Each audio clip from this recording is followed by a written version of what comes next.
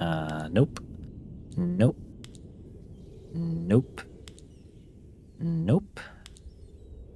Ooh, yeah, there we go. It's so pretty. Hello, I'm Stephen, and welcome to episode 2 of Pretty Quick, where I make quick videos talking about pretty games that I really enjoy playing. Today we'll be taking a look at Islanders from Grizzly Games, a lovely casual city building game with a clean visual style, simple mechanics, and a calm, relaxing soundtrack. I'll be talking about the PC version today, but as far as I know, it's a very similar experience on the newer console editions of the game.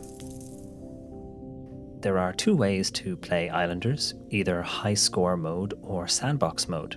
In high score mode, as the name suggests, the goal is to place buildings in a way that scores the highest amount of points you can. You begin on a small, simple island like this, with a choice of which buildings you want to start with. Each building has a set of conditions that can affect how many points you get for placing it. For example, lumberjacks get points for being close to trees, but lose points for being too close to other lumberjacks. Sawmills get points for how many lumberjacks they're next to, but will lose points if they're too close to another sawmill, that sort of thing. When placing buildings, the game will show you the point scoring area around it, and you can move it around to see how many points you'll score in different places. Score enough points, shown here on the bottom left, and you will unlock more buildings.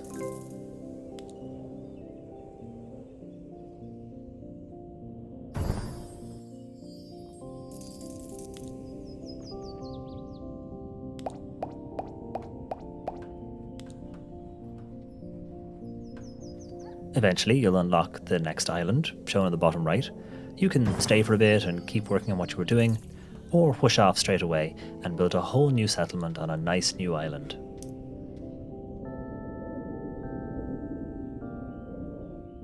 The islands are procedurally generated and come in plenty of different styles and colours, including the more interesting ones like blues and pinks and purples.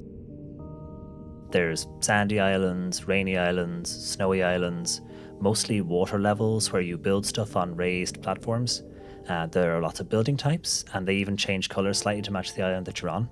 Oh, and did I mention that the snowy islands are super, super pretty? Yeah, they are.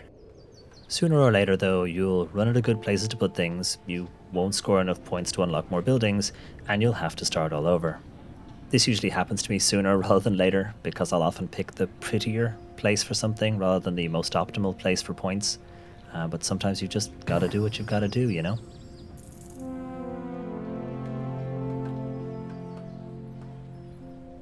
If you want an even more relaxing experience where you can create pretty cities without having to worry about all this point stuff, Sandbox Mode is for you. Here you have access to all the buildings up front and can place them with even more freedom. And although I must confess I'm not a big fan of having to click through this big list of buildings at the bottom of the screen, it's totally fine, and more importantly it lets you take your time, relax, and get creative with it.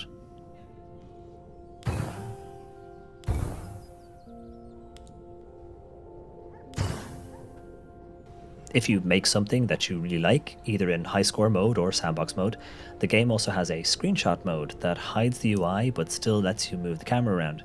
This is really nice because there's no save my island feature, so unless you're going to be copying your game's app data folders, I guess, when you start a new island, the old one is gone. And that's Islanders in a nutshell. It's a small, cute little game that does what it does really well. The graphics and music are very pleasant, and the game is also very reasonably priced. It's usually only £5 or dollars, so it's well worth it in my opinion. And whilst some might be put off by its simplicity, in many ways I think that's the game's greatest strength. There are no annoying menus or complicated tech trees or anything like that.